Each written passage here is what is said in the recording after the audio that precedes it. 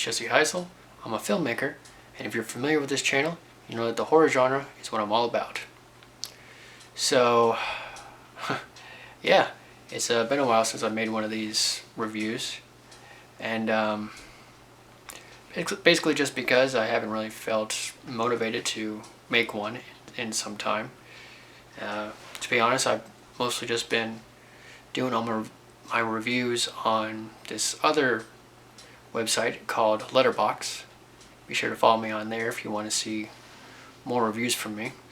But enough about that. I'm here today to talk about a movie that I recently bought. If you are subscribed to this channel, you will know that a few videos back I did a DVD hunting video at a Dollar Tree, and I came across this movie, Let's Scare Julie. And that's what we're going to talk about today. As you can see behind me, you'll notice I own a lot of DVDs. What can I say? I love movies. But after watching this, I can honestly say that this is one of the worst movies I have ever purchased. Like I said, I got this at Dollar Tree. I bought this movie for $1.25. And gotta tell you folks, to be completely honest, that was too much money. Yeah, this is easily one of the worst movies I've ever bought. And I'm not even exaggerating that. This is a nothing movie, basically. And what I mean by that is it's got nothing going for it. It's a horror movie, but there's no scary moments. There's no cool looking monster. There is a monster, but we'll get to that later.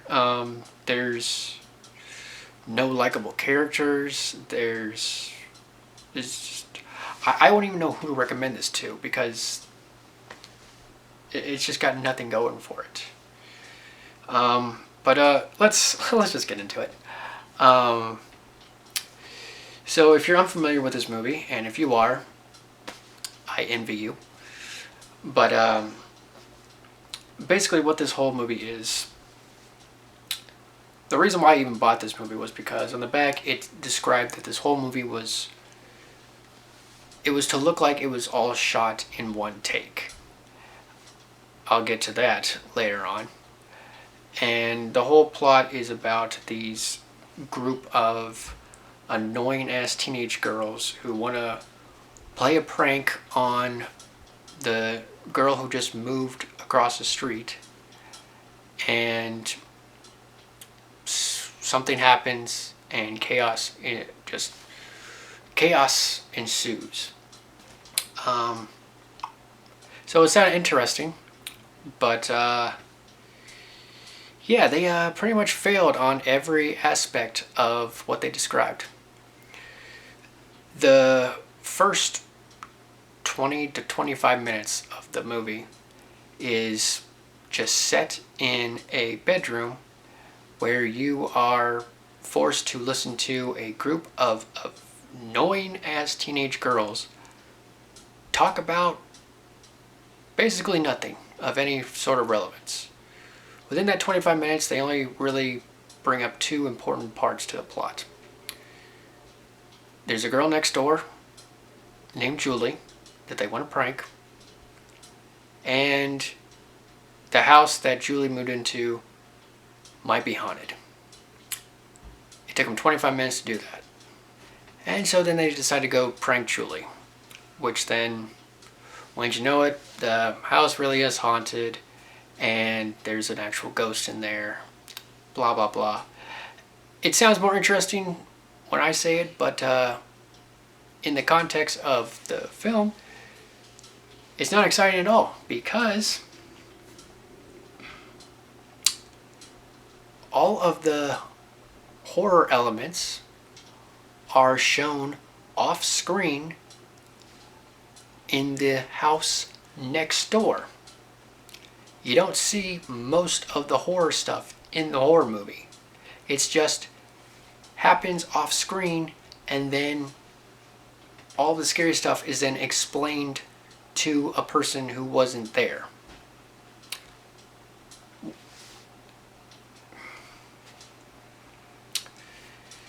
So what I mean by that is because they wanted to make this appear as a one-shot movie, they didn't take the camera over to the house when the girls went to go prank. Instead, they just had the camera stay in the bedroom with the main character, and then after all of the scary stuff happened next door, the girls came back and then explained what happened. That's not how you make a horror movie. And sure, I understand the old saying of less is more, and I can agree to that to a point, but you gotta give your audience something. And let's get into this whole film was shot in one take look, or at least the attempt to, because yeah, they made it appear as though this whole thing was shot in one continuous take. However, because I'm a filmmaker as well, they did a very shoddy job, because I noticed every single cut that they did and every single edit that was made. But then again, I mean, it's not even like they hit it very well. I mean, even a non-filmmaker could see it. The movie's just filled with jarring jump cuts to where it's focusing on one character, then the camera just cuts to another character, and it's like, well, that's not how you do an entire one-shot movie. You just continue the take. But no, it was just full of jump cuts and jarring. It was just... And the camera work wasn't that well done either. The whole movie's handheld, which only really works in found footage. So honestly, the movie just looked really amateur with it being all handheld and all supposedly shot in one take, because it just looks like a home movie basically. It's just very shoddy. I mean, only the top tier filmmakers and cinematographers and editors can really pull off a long take.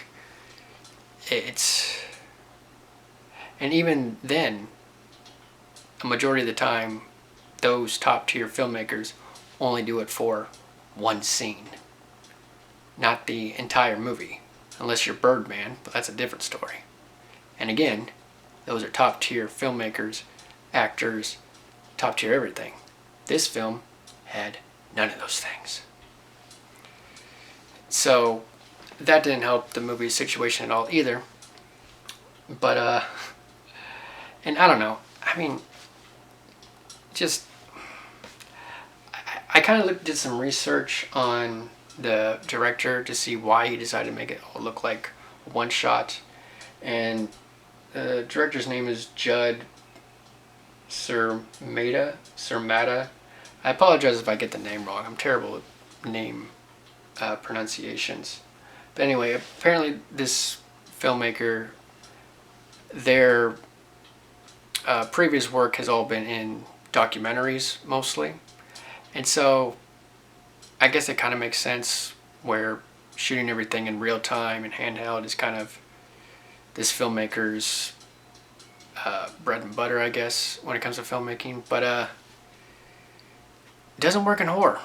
You need editing. You need that to create suspenseful moments and create terror, and you don't just have it just a continuous shot of just following these group of annoying ass girls that were not likable at all. And I guess the last thing is the monster, or the ghost I should say. According to IMDb, this movie had a budget of around $350,000. And you can just tell that they did not spend any of that money on the ghost. This was pathetic. So pretty much, yeah, the whole surprise at the end is that there is an actual ghost living in the house next door where Julie is. And apparently, from what one of the other annoying girls in the beginning said, she said that like she once saw the ghost. It's like an old woman, and her like skin was like blue, like she's been dead for, or like she drowned or something like that. I don't know. The explanation to a lot of this movie's plot points are poorly written. So, and there's like a voodoo doll involved as well, which I didn't understand either. I mean, they might have explained it, but you probably would have missed it because all of those annoying girls kept talking over each other's lines, so you couldn't hear anything. But I digress. But anyway, yeah, the ghost. God. I mean, you only see the ghost for like maybe a minute in the movie, but what they decided to do for the ghost in this finale of the movie was just paint an old woman in a nightgown blue. Like, I'm talking like just some face paint that you would find at like a Halloween store or something. Like just some cheap ass Halloween makeup. Like just blue. It's like there's no shadows or anything to make it look like she's actually dead or she drowned or anything. It's just they just painted her blue.